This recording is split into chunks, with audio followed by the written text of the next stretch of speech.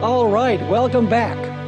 I hope you had a good break this afternoon. I am hoping that we will be able to finish the study of Revelation 13, verses 1 through 10.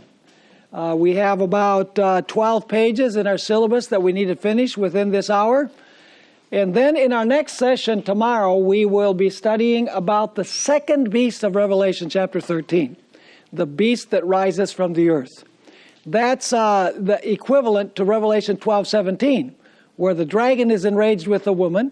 In Revelation 13, it's the beast that comes up from the earth that speaks like a dragon. So basically, Revelation 13:11 to 18 is an amplification of Revelation 12:17, where it speaks about the dragon being enraged with the woman and going to make war against her. Now, I believe that last time we were at the subtitle, Paul's Mysterious Restrainer, if I'm not mistaken. You remember that we mentioned that as long as the civil power was ruling in Rome, the papacy was what? Chained, restrained. But when the ruler or the emperor was taken out of the way, in other words, went to Constantinople, and the last emperor was deposed, what happened? The chains fell off, because now the Pope becomes not only the ruler in the ecclesiastical aspect, but also in the civil aspect. Was that clear? Now, the Apostle Paul spoke about this. 2 Thessalonians chapter 2 has the same basic idea. So let's notice this at the bottom of the page. In cryptic language, the Apostle Paul had already referred to the moment when the civil power of the Roman Empire would be given over to papal Rome. In 2 Thessalonians 2, verses 6 and 7, the Apostle referred to the removal of the mysterious restrainer. Incidentally, we don't have enough time to study everything concerning 2 Thessalonians 2. But the good news is that at the end of your syllabus, you have a long exposition of 2 Thessalonians chapter 2. So you'll be able to read it. Also, we already taped it. We have a 2-hour presentation on 2 Thessalonians 2. So we're only going to touch upon certain aspects of 2 Thessalonians chapter 2. So notice what the Apostle Paul had to say in 2 Thessalonians chapter 2 and verses 6 and 7. Here he says this, and now you know what? In the Greek, that is a neuter. You know, in English, we have masculine and feminine. In Greek, you have a neuter, which is neither feminine nor masculine. So he says, and now you know what is what? Restraining. Was something restraining in the days of Paul? Something was restraining. But now notice it continues saying, and now you know what is restraining, that he, that is the papacy, may be revealed in his own time. Now, when is the time that the papacy was going to be revealed? From 538 to what? To 1798. That was the time when it was going to be revealed. And then it continues, the Apostle Paul continues saying, for the mystery of lawlessness is already at work. Only he, now the he is what? Masculine pronoun. So it's referring to an individual. Before it was referring to the system.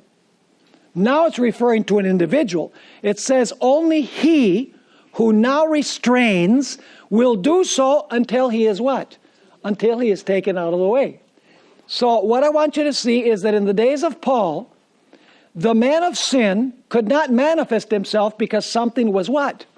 Was restraining him, a person, and also a system, because the neuter and the masculine are used.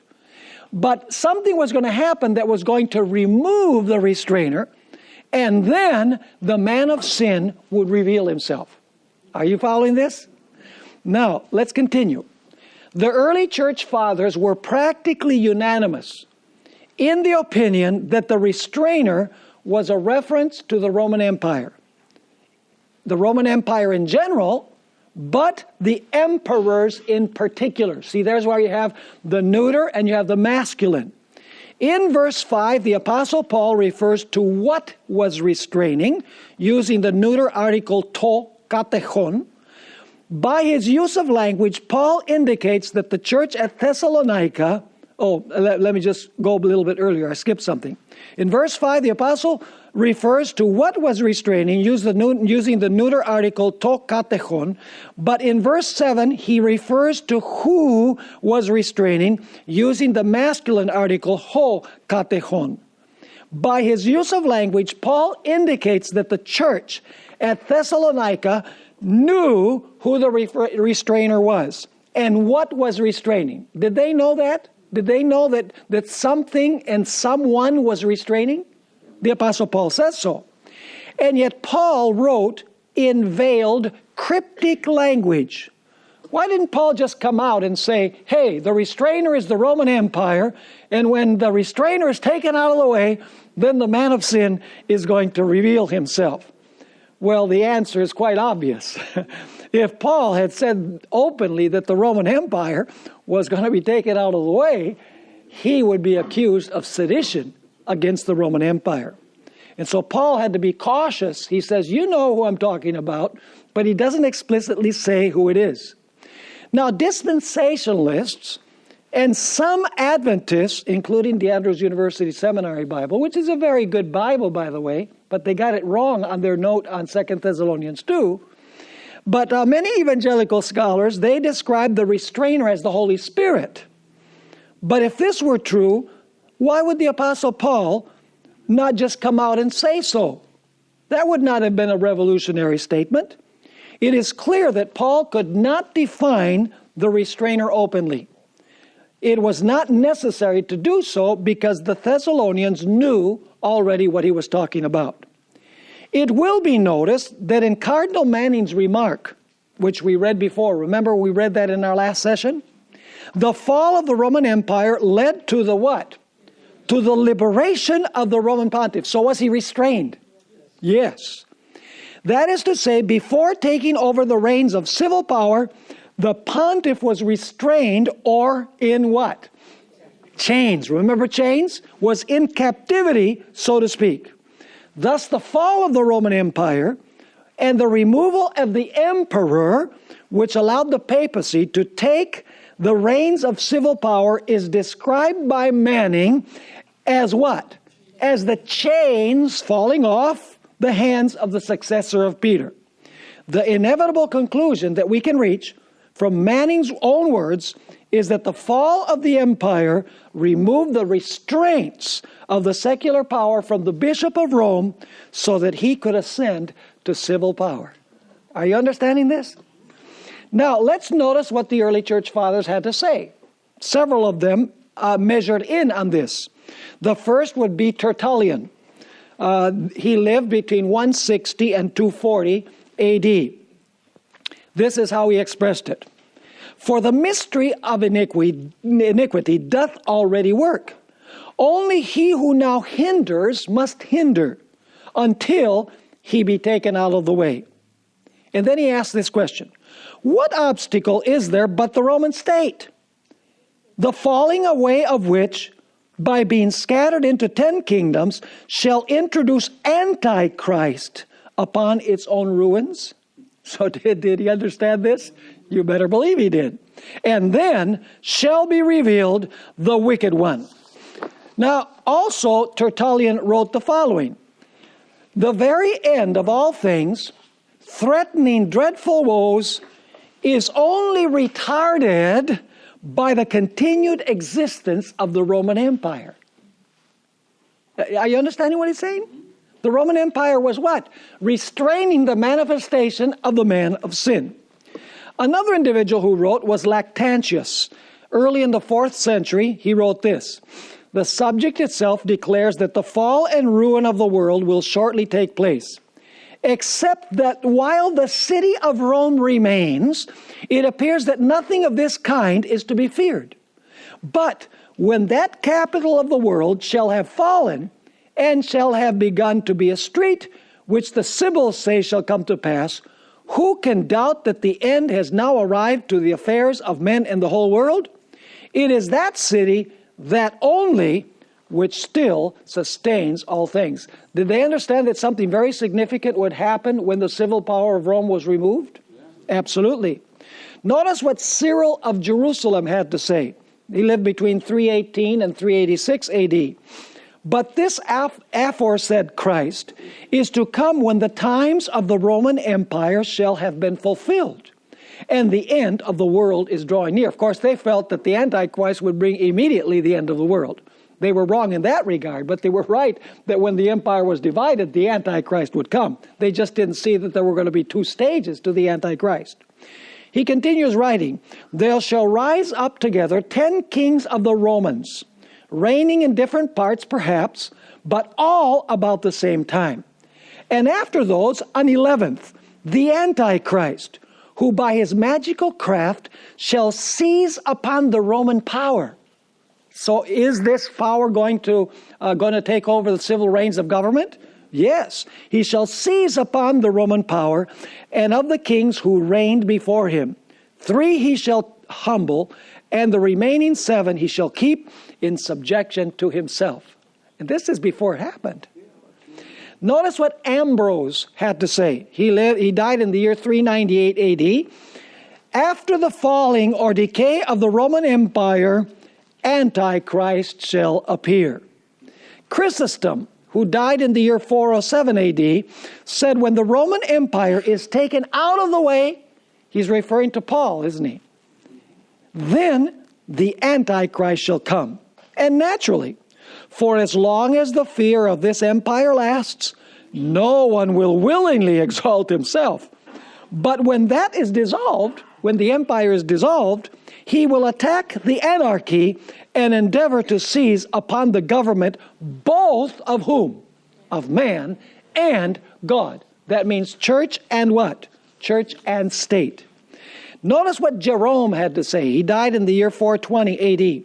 "He that letteth," this is good King James language, "he that letteth," that means restrains, "is taken out of the way." Because the barbarian invasions were already taking place. And he could see that the Roman Empire was falling. So he says, "He that letteth is taken out of the way, and yet we do not realize that Antichrist is" what? "Near." Did he recognize that when the kingdom was divided into several different kingdoms that the Antichrist would arise? Yeah, they were living at that time. So they could write this way. Now I want you to notice what other Roman Catholic theologians had to say about this. This is James P. Conroy, Roman Catholic, by the way. He's writing in the American Catholic Quarterly Review, and that's very interesting what he says. "Long ages ago, when Rome, through the neglect of the Western emperors, was left to the mercy of the barbarous hordes, the Romans turned to one figure for aid and protection, and asked him to rule them. And thus, in this simple manner, the best title of all to kingly right commenced the temporal sovereignty of the popes. And meekly stepping to the throne of Caesar, the vicar of Christ took up the scepter to which the emperors and kings of Europe were to bow in reverence through so many ages." What an amazing statement by a Roman Catholic. He doesn't realize that he's commenting on 2 Thessalonians 2. But we know that he is. Now here's another one. Roman Catholic, also Karl Conrad Eckhart, in his book, The Papacy and World Affairs, speaks of 3 stages. Remember he said that the papacy has 4 stages? Well, he mentions not the papacy, but the 4th beast. He mentions 3 of those, but he doesn't realize that he's commenting on Daniel chapter 7 and Revelation chapter 12. This is how he states it. Under the Roman Empire, that would be stage number 1, right? The popes had no temporal powers. Why didn't the popes have temporal powers under the Roman Empire? Because there was an emperor. But when the Roman Empire had disintegrated, what stage is that? That's stage number 2, isn't it? That's when Rome is divided. It says, "But when the Roman Empire had disintegrated, and its place had been taken by a number of rude, barbarous kingdoms," those are the 10 horns. Now comes number 3, "the Roman Catholic Church, not only became independent of the states in religious affairs, but dominated secular affairs as well. Stage number 3. The historians corroborate what we find in Scripture. R.W. Southern has something very interesting to say. He says, during the whole medieval period, there was in Rome a single spiritual and temporal authority, exercising powers which in the end exceeded those that had ever lain within the grasp of the Roman emperor. In other words, the little horn was greater, wasn't it? It says in Daniel chapter 7, and this historian is saying that. Church historian John N. Figi had an interesting way of expressing this. He says, in the Middle Ages, the church was not a state, it was the state. Or rather, now he explains, or rather the civil authority, for a separate society was not recognized, was merely the police department of the church. Are you catching the picture? The state is the police department of the church. So whatever the church says, the state does. Here's another one. By the way, this is Pope Boniface the Eighth, who in the year 1302 proclaimed a bull. A bull is a papal letter. The word bull doesn't mean the same as it does in English. But anyway, it's a personal letter that the Pope is writing here. And notice what he wrote about the power of the papacy. He said, we are informed by the texts of the Gospels that in this church, this Roman Catholic Church, and in its power are two swords. Now, he starts on the wrong track. Namely, the spiritual and the temporal. Is the Pope saying that the Pope has both swords and both the right to rule in the church and in the state? Yes. Now, both, therefore, are in the power of the church. That is to say, the spiritual and the material sword. But the former, that is the spiritual, is to be administered for the church. But the latter, the temporal, by the church. The former is in the hands of the priest. That is the spiritual sword. The latter by the hands of kings and soldiers, but at the will and sufferance of the priest. It's interesting how historians, they don't catch the connection with Bible prophecy, but when we read it in the light of Bible prophecy, it makes perfect sense. Now, notice what Ellen White said about the restrainer. Ellen White understood that the restrainer was the civil power. Notice this first statement where she talks about the early Christian church during the period when the Roman Empire was still ruling. She says the spirit of compromise and conformity of the early Christian church was what? That's the key word. Was restrained. What was restrained? Who restrained?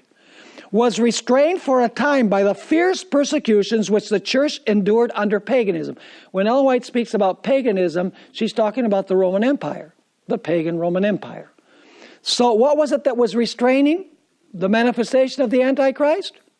It was the paganism or the Roman Empire. And then she continues saying, but as persecution ceased, that is, as the Roman Empire ceased its persecution of Christians, and Christianity entered the courts and palaces of kings, she laid aside the humble simplicity of Christ and his apostles for the pomp and pride of pagan priests and rulers, and in place of the requirements of God, she substituted human theories and traditions. And then I want you to notice this very interesting statement that she makes about the future. This statement that I'm going to read is Great Controversy, page 564. And notice the key words once again. Let the restraints now imposed by secular governments. Who imposes the restraints? Is that what imposed the restraints upon the manifestation of the Antichrist in the early church? Yes. Let the restraints now imposed by secular governments be what? That's the removal of the restrainer. But in the second stage of the papacy, she says, be removed, and Rome be what? Oh, did this happen once before? Yeah. Was the secular power removed and the papacy allowed to rule in the past? Yes. Is it going to happen again when the deadly wound is healed? Absolutely. So she says, let the restraints now imposed by secular governments be removed, and Rome be reinstated in her former power, and there would speedily be a revival. What does revival mean? You can't revive that which hasn't died. It has a deadly wound. And there would speedily, she says, be a revival of her tyranny and persecution. So what is it what is the one thing that is lacking for persecution to come? The one thing that is lacking is for the civil power to lend itself again to the use of the papacy. And that is taking place today in the world.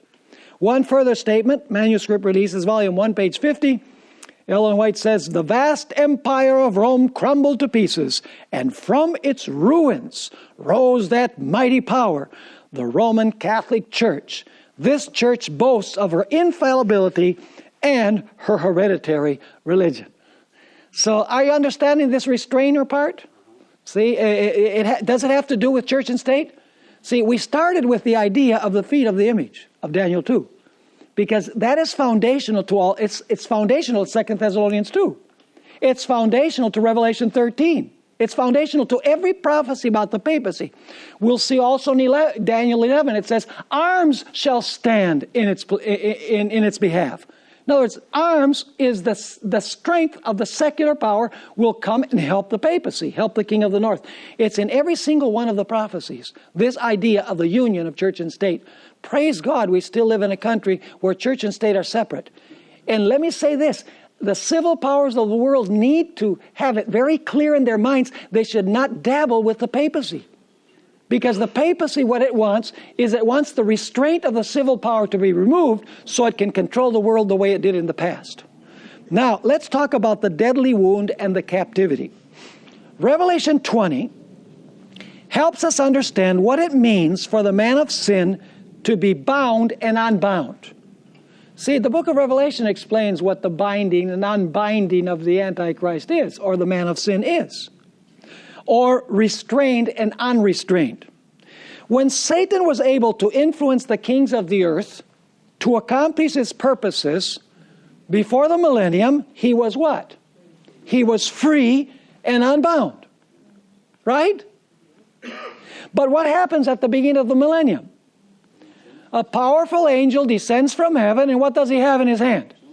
He has a chain in his hand, and what is he going to do? He's going to throw Satan into what? Into prison, into captivity. Now what does that mean? It's very simple. What's going to happen with all of the kings that the devil used before the second coming of Christ? They're all going to die.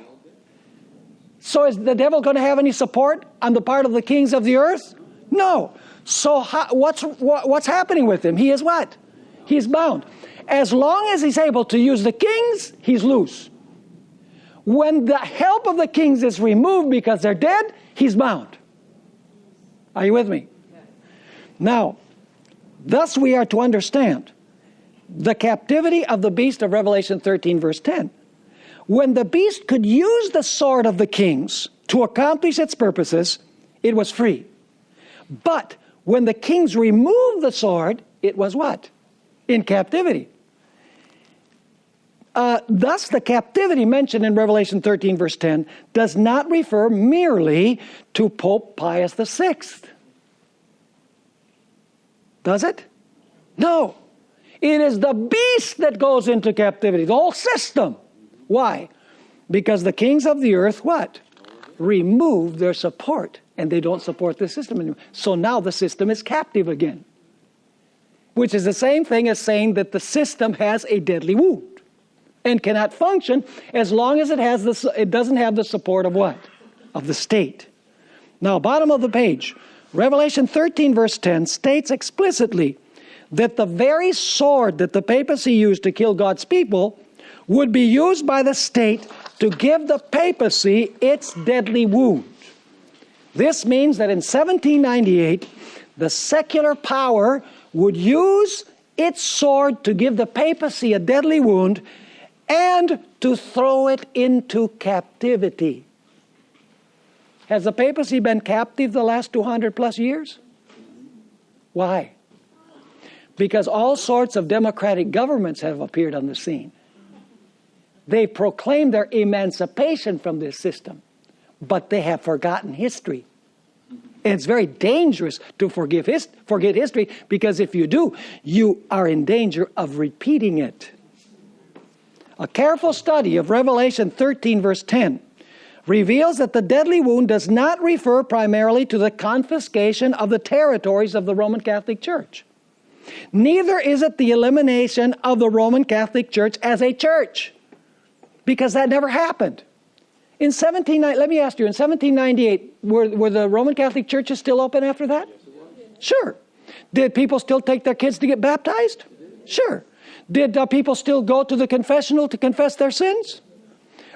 Did people still partake of the host in the communion service? Yeah.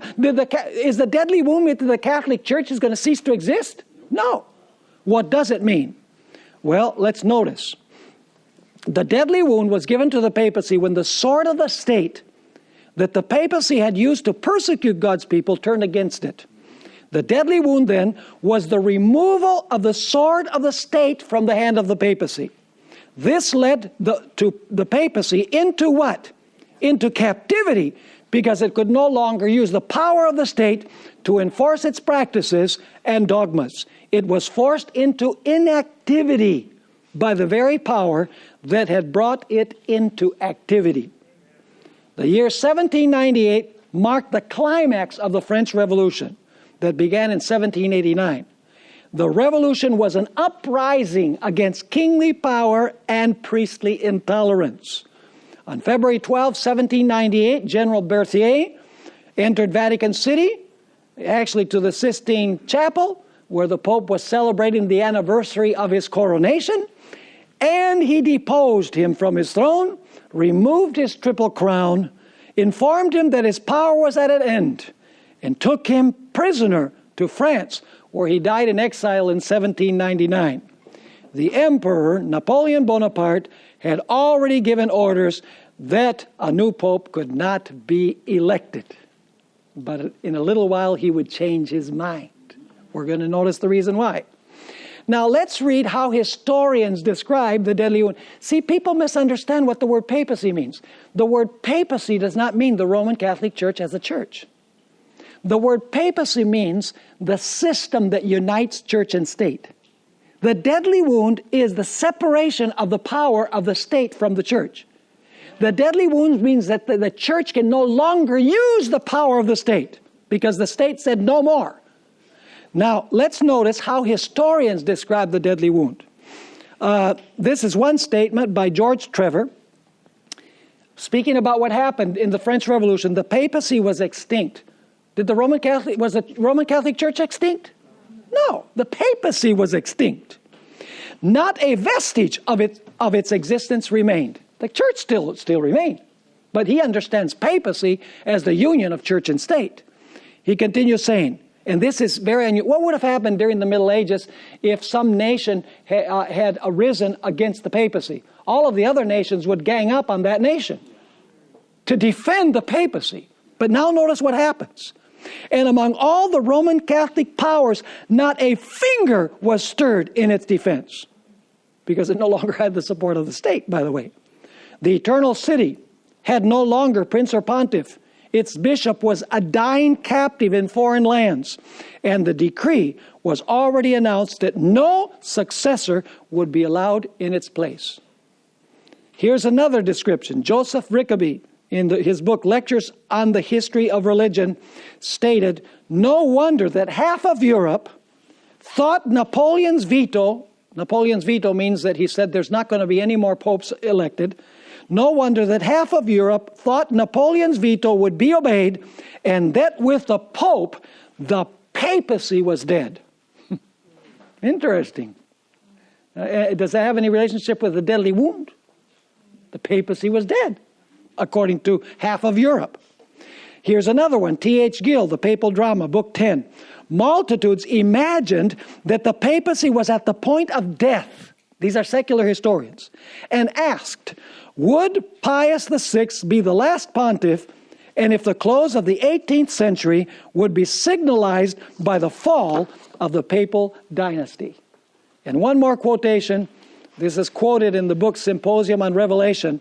The papacy had suffered its deepest humiliation and appeared to be what? Annihilated. The papacy, not the Roman Catholic Church. The revolution also dealt it the wound, this is a secular historian, had dealt it the wound which it seemed did not want to heal until far into the 20th century. Interesting quotations from the historian. So are you understanding what the deadly wound of the papacy is? It's the papacy and Roman Catholic Church are two different things. Let me say tell you something. The church aspect deceives the multitudes of the world. But the state aspect controls the great thinkers of the world.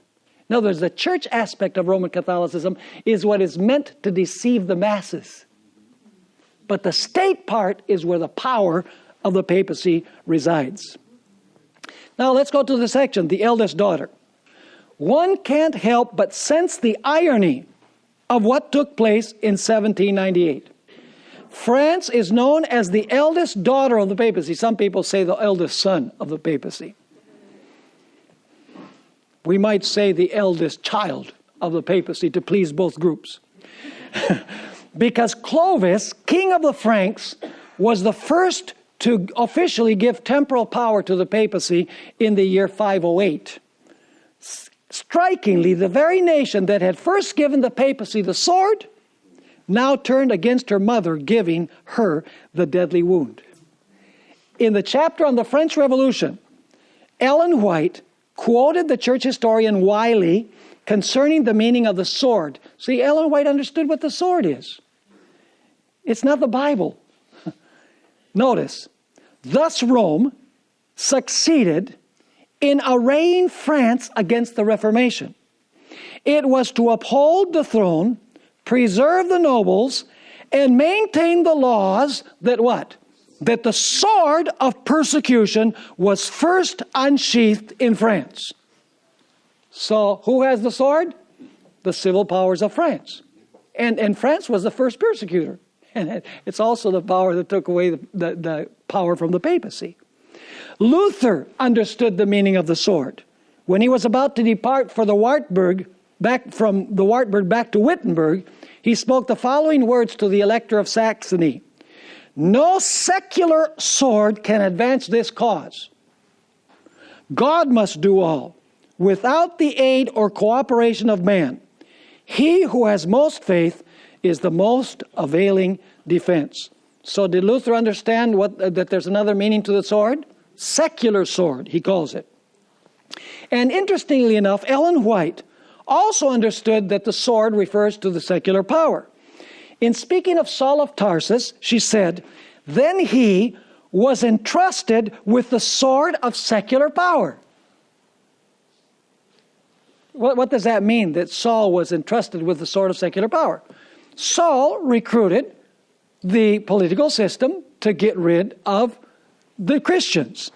So once again, he was entrusted with the sword of the secular power. And notice these words that are used. He was the agent of the Sanhedrin, the Jewish inquisitor, the exterminator of heretics. Those expressions are used by Ellen White to describe the papacy. Seeking victims to imprison, to scourge, or to stone.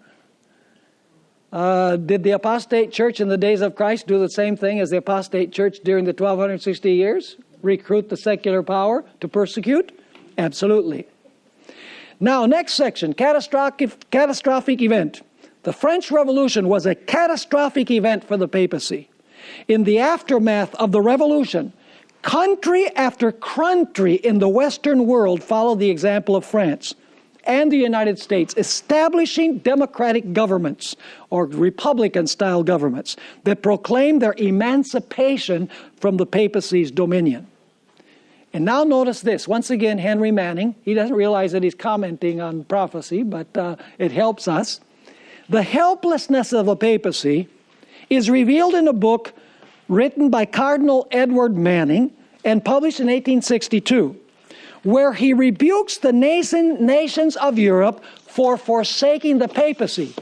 Is that interesting? Was it only France that forsook the papacy? Oh, no. Cardinal Manning is saying, look at all of Europe has forsaken the papacy, because all of the other countries said, hey, we like what France did. The United States said, hey, France was a good thing. You know, the United States has a lot of links with what happened in the French Revolution. Now, notice what he had to say. See this Catholic Church, this Church of God, feeble and weak, rejected even by the very nations called Catholic. There is Catholic France, and Catholic Germany, and Catholic Italy, giving up this exploded figment of the temporal power of the Vicar of Jesus Christ. They're giving up the idea that the Vicar of Christ can have temporal power. And so, because the church seems weak, and the Vicar of the Son of God is renewing the passion of his Master upon earth, therefore we are scandalized. Therefore we turn our faces from him. What were the nations of Europe doing? They were turning their faces from the papacy. You see, it was not only France.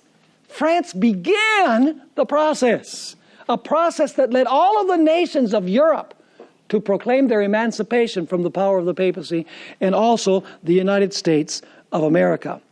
Ranko Stefanovic, who wrote a massive commentary in the book of Revelation, had this to say about the French Revolution.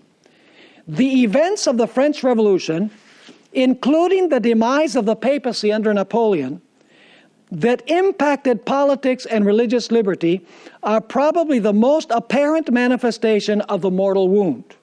But for all practical purposes, it was this long process of political, social, and religious transformation that caused the mortal wound and brought the sea beast to the is not period. You know, this is related to Revelation 17. It speaks about a beast that was, is not, and will be. Is that related to what we're studying in Revelation 13? You can't disconnect Revelation 17 from Revelation 13. Was 1,260 years, is not because it has a deadly wound, and will come up from the abyss, which is the grave, because it's going to resurrect to power again. Revelation 17, it needs to be connected with Revelation chapter 13. Now let's talk about the healing of the wound. Are we doing well so far? Are you able to follow me? Okay, the healing of the wound. But while the revolution dealt the papacy a devastating death blow, prophecy foretells that she will arise from her deathbed far more powerful and despotic than she was in the past. Revelation 13 verse 3 tells us that the mortal wound would be healed, and the whole world would marvel and follow after the beast. What is the healing of the papacy's deadly wound? Is it primarily the restoration of her confiscated territory by the Italian government? Is it the recovery of her ecclesiastical power? No.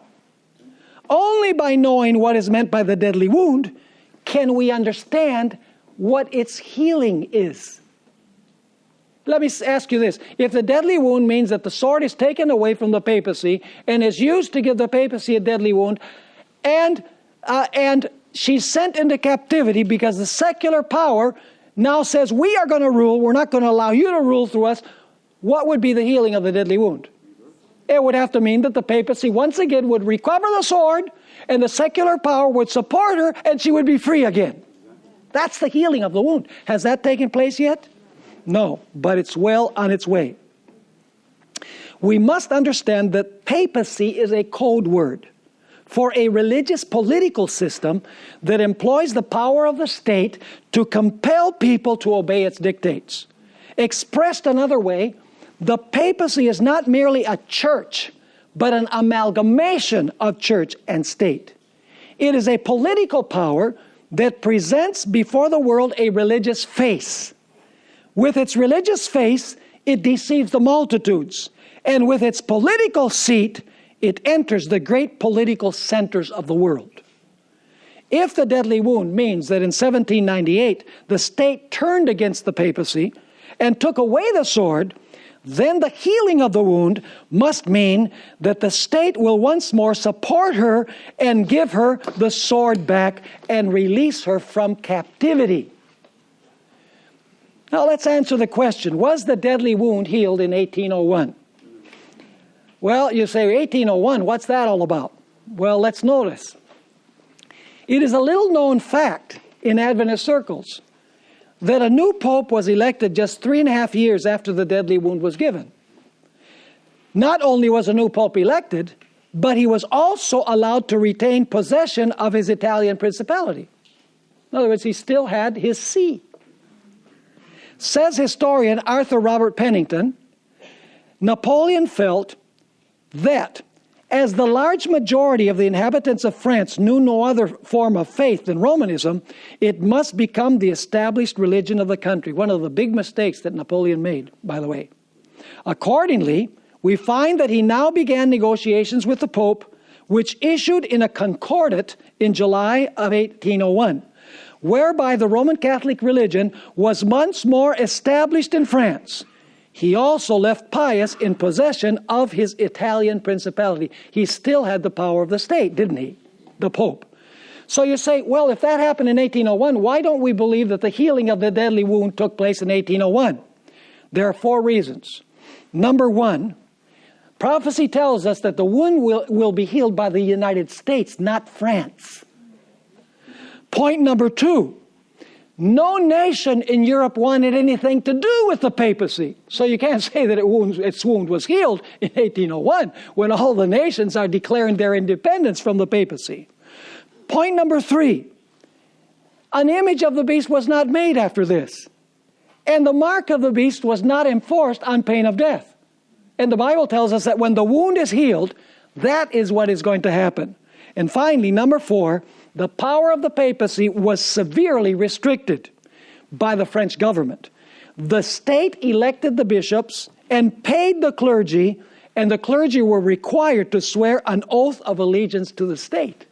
So the tables were somewhat turned on the papacy. So was the wound healed in 1801? Absolutely not. Now, another fact that is not known very commonly in Adventist circles is the wound that was given in the year 1870. In 1870, the papacy received a further wound. Let's go through the story of how it happened. Another little known fact in Adventist circles is that the papacy received a further wound on September 20, 1870, when King Victor Emmanuel II confiscated the papal states. You see, Italy used to be a whole bunch of like little countries. Tuscany and, all these Lombardia and all these Lombardy, all of these were like little countries. But they were under the leadership of the Pope. But they each had their own local government. And so Victor Emmanuel II confiscated the papal states and united Italy into one country. As a result, the papacy lost most of its territory, except for a handful of buildings in Vatican City. In protest, Pope Pius IX and his successors declared themselves prisoners of the Vatican. And as a result, no pope left Vatican City for the next 59 years. During his pontificate of 46 years, Pope Pius IX further alienated and angered governments of Western Europe and the United States by proclaiming the dogma of the Immaculate Conception, by publishing his syllabus of errors where he railed against a Republican style of government, religious liberty, and the idea that the Roman Catholic Church is not the true church. I mean, this was a document that was despised even by the countries in Europe. And he railed against democratic governments and civil and religious liberty. And by calling Vatican Council I, where it was proclaimed that the Pope, when he speaks on faith and morals, is infallible. That went over like a lead balloon with the countries in Europe and with the United States. Now, another question that comes up is whether the deadly wound was healed in 1929. Adventist writers and evangelists have made much of the year 1929, when the government of Italy signed a concordat with the Vatican, thus healing the wound that had been inflicted by the Italian government in 1870. But was the deadly wound of 1798 healed in 1929. There are several convincing reasons why we cannot say that the wound was healed in 1929. And now I'm going to give you those reasons. Number one, the wound that was healed in 1929 was not the one that was given in 1798. It was the one that was given in 1870. The Concordat had to do with 1870. It did not have to do with 1798. I'm going to show you that in a few moments. Secondly, the prophecy of Revelation 13, 11 to 18 tells us that it is the United States that will heal the wound, the beast that rises from the earth, and not Italy. Even more significantly, after 1929, the world did not marvel after the beast. Neither was the image of the beast raised up, nor the mark of the beast imposed. Are you following me? And so the wound, I might be willing to say that the wound began the process of healing, but the wound was not healed at that time. So where does the idea come from in the Adventist church among evangelists that the wound was healed in 1929? It comes from a publication from the San Francisco Chronicle. And there was an article explaining what happened on the date when this concordat was signed. The front page of the newspaper had this title in big lettering: Vatican again at peace with Italy after long quarrel. In smaller lettering, it said below the large title, Heal Wound of Many Years. And so, you see heal wound, you say immediately, Revelation chapter 13. Now, the part of the article that Adventists focus on is what we're going to read at the bottom of page 50. This was in the newspaper, the San Francisco Chronicle. The Roman question tonight was a thing of the past, and the Vatican was at peace with Italy. The formal accomplishment of this today was the exchange of signatures in the historic palace of St. John Lateran by two noteworthy plenipotentiaries, Cardinal Gaspari for Pope Pius XI and Premier Mussolini for King Victor Emmanuel III. And now comes the key portion of this paragraph in the San Francisco Chronicle. In affixing the autographs to the memorial document, healing the wound. And you know what happens many times when this appears on PowerPoint in an evangelistic series? They put healing the wound, ... But they don't finish the statement. What does the statement say in its totality? In affixing the autographs to the memorial document, healing the wound which has festered since 1870. With which wound does this have to do? Not the 1798 one. 1798 one was resolved in 1801. Not totally and completely, but a new pope was elected and he was allowed to keep his Italian principality. So it says, it continues saying, which has been festered since 1870, extreme cordiality was displayed from both sides. You can read the statement from the New York Times, which describes this event. Don't get me wrong, what happened in 1929 was very significant. The recovery of temporal sovereignty by the papacy was very, very important for the role that it was going to play in the future. But the wound was not healed at that time. Now we need to ask the question, why hasn't the mortal wound healed yet? Once again, we'll take a Roman Catholic writer who's going to help us along. Malachi Martin. Listen to this penetrating statement. He doesn't have the foggiest idea that he's commenting on Revelation 13. But when we read Revelation 13 and what he wrote, we know that he's commenting precisely on that.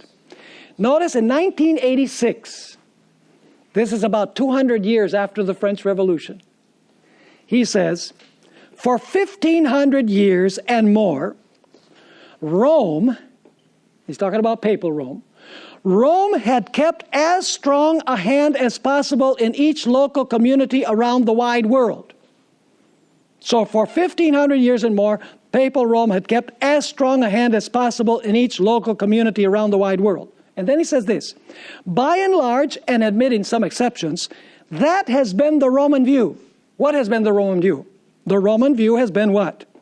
Keeping as strong a hand as possible in each local community around the wide world.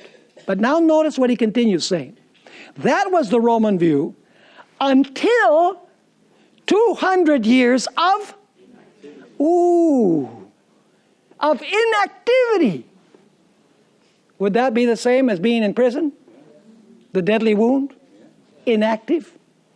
Until 200 years of inactivity. Who imposed the inactivity? Had been imposed upon the papacy by the major secular powers of the world. The stones will cry out, Jesus said. Now, if you go back from 1986, 200 years, do you know where you come to?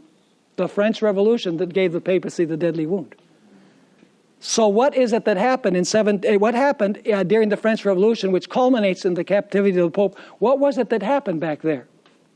The major secular powers of the world imposed restrictions upon the papacy. Now, Ellen White concurred, and I read this one before. Ellen White explains, let the restraints now imposed by secular governments be removed, and Rome be reinstated in her former power, and there would speedily be a revival of her tyranny and persecution. So the reason why the deadly wound has not been healed is because the secular governments of the world have not allowed the papacy to ride on them again. So to speak, the chains that fell off the hands of the papacy when the secular power was removed have not yet been placed or taken off of the papacy. Now, I want you to notice what John W. Robbins had to say about the Roman Catholic Church. This is a very interesting statement. By the way, John W. Robbins is a Reformed theologian. This statement is not actually his. It is a statement by Ayn Rand back in 1967. And I want you to notice this interesting statement that he quotes in his book. The Catholic Church has never given up the hope to reestablish. What does that indicate? Reestablish. You can't reestablish something that wasn't established before. The Catholic Church has never given up the hope to reestablish the medieval union of church and state with a global state and a global theocracy as its ultimate goal. Is that what Francis I is talking about? You better believe it. The Roman church state is a hybrid, a monster of ecclesiastical and political power. Its political thought is totalitarian. And whenever it has had the opportunity to apply its principles, the result has been bloody repression. If during the last 30 years, remember she's writing in 1967, saying this in 1967, it's being quoted by Robbins later on, if during the last 30 years it has softened its assertion of full, supreme, and irresponsible power and has murdered fewer people than before, such changes in behavior are not due to a change in its ideas, but a change in its circumstances. What are the circumstances? It has what? A deadly wound. It is in prison. And then he makes this ominous statement. The Roman church state in the 20th century, however, is an institution recovering from a mortal wound. I don't think he's not thinking of Revelation 13, because he doesn't believe the papacy is the beast of Revelation 13, but he's using the language.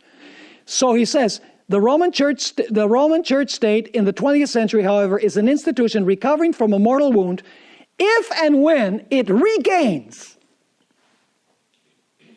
In order to regain it, it must have what? Lost it. If it regains its power and authority, it will impose a regime more sinister than any the planet has yet seen. Reformed scholar, not an Adventist. He's got it straight. Many of our own people are saying, don't be hard on the papacy, you know. The papacy of today is not the papacy of the past. You better believe it isn't. It's worse. Now notice what Dave Hunt had to say. Why do world leaders want to get into bed with the Vatican? That gives the idea of fornication, doesn't it? The heads of state in today's world all recognize that the Pope wields a power that in many ways is even greater than their own. All you have to do is go to the United Nations and observe what the 193 representatives of nations did when the Pope gave his speech there on the agenda for the year 2030. Amazing. He continues saying, it is not only Catholicism's 900 million subjects and enormous wealth that cause the world's most powerful governments to cultivate friendly relations with the Roman Catholic Church. It is because Vatican City's citizens are found in great numbers in nearly every country. They constitute an international network that reaches into the inside circles of the world's power centers. Now, Malachi Martin wrote an interesting book, The Keys of This Blood. And basically, in that book, he describes the competition for world dominion between Western capitalism, communism, and the Roman Catholic papacy. It was a book that was published a long time ago, but Malachi Martin could see where things were trending. Notice what he wrote in this book on page 18. There was one great similarity shared by all three of these globalist competitors. The Pope, at that time it was Mikhail Gorbachev, and Western capitalism represented by the President of the United States. Each one has in mind a particular grand design for one world governance. Their geopolitical competition is about which of the three will form, dominate, and run the world system that will replace the decaying nation system. Now, what is the time frame where this is going to be imposed? I think this book was written in 1989. On the last page, short statement here. As to the time factor involved, those of us who are under 70 will see at least the basic structures of the new world government installed. Those of us under 40 will surely live under its legislative, executive, and judiciary authority and control. Isn't that an amazing statement? And we see that this is happening more and more. So, did you understand Revelation chapter 13?